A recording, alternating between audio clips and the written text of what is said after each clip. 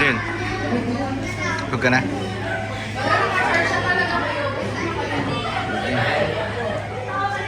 Tulog ka.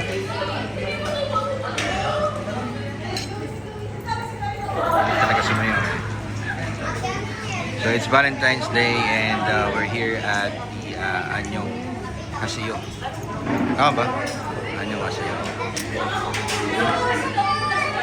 So yan yung ano nila. Sarap naman yung meat and the side dishes.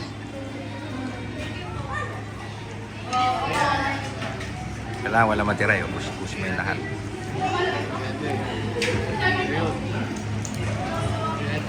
Valentine's Day 2025.